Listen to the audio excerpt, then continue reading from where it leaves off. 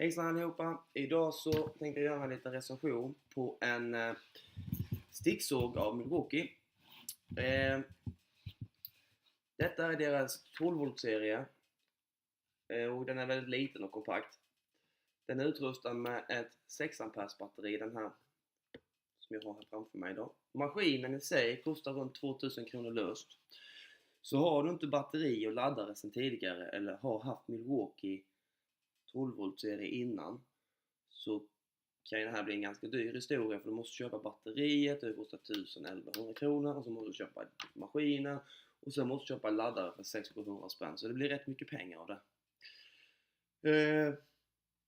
Men har man däremot 12V sedan tidigare så kan man köpa den löst utan batteri för 2000 kronor. Den här maskinen har 2800 slag i minuten. Den är väldigt liten och kompakt. Den har arbetslampa som man kan se när man har dragit ett streck på exempel en skiva. Du ska såga av en skiva, så dragit ett streck så ser du det med lampan, för då det är dammigt när man sågar. Så lampan är jättebra att ha. Sen har du ett snabbfäste på denna. Så du byter blad, trycker du på den knappen så skjuter du ut bladet. Så. Sen så när du ska i med bladet igen, så bara trycker du i den och i med den och släpper, sitter den där. Du har en annan funktion också där du kan trycka på ett reglage här nere.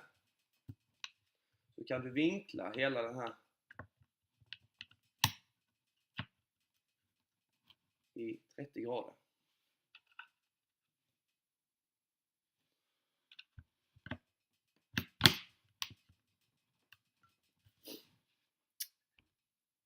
Maskinen i sig är liten och kompakt som jag sa innan. Den är smidig att komma åt med. Du kan till och med vända riktning på bladet, så du sätter bladet tvärt emot.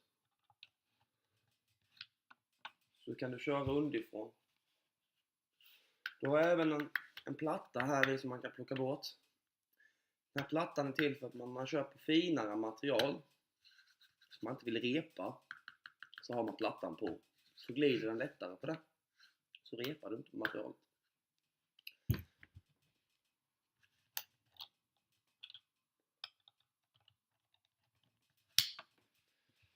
Jag kommer inte gå så ingående in på den här, hur den fungerar, men du kan såga i både metall och i trä med den. Den har en ganska bra precisionsförmåga, så den tar sig igenom jättelätt. Jag föredrar att man har antingen ett 4A batteri på den eller ett 6A batteri, för att den drar rätt mycket ström. De här slimbatterierna räcker inte speciellt länge om du har dem i. Sen är en annan fördel om du har ett 6A eller ett 4A batteri, att du kan ställa den upp. Det kan du inte med de andra. Och då kan du, om du har bladet i då, så kan du ha det i och ståendes. Annars så får du plocka ut bladet och ha den liggandes ner. Om du inte har ett 4A batteri hemma. Jag tycker vi kör igång och kollar på sektionerna. Hur den här jobbar i trämaterial. Jag börjar kapa bara lite grann i den, och som jag sa. Och vi kapar med den i en spånskiva. Så ska vi se hur lätt maskinen jobbar sig igenom det. Och det går ganska snabbt. Så jag tycker vi kollar på det.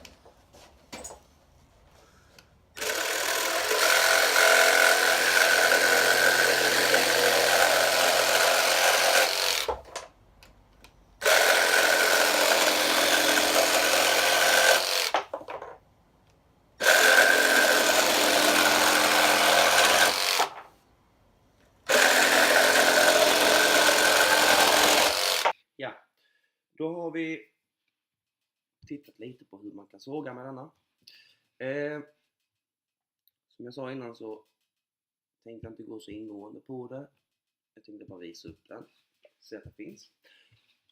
Och att den här maskinen är liten, den är kompakt, den är inte så tung.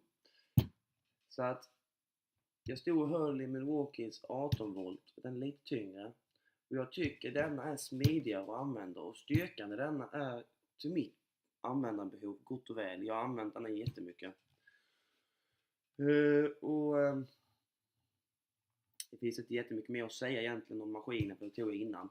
Men den är smidig, den är lätt att köra med, du kan vinkla den åt alla hållen.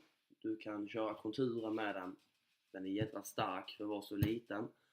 Så att, har du 12 volt skruvdragare eller tigersåg eller något sånt där som tidigare, satsa på denna.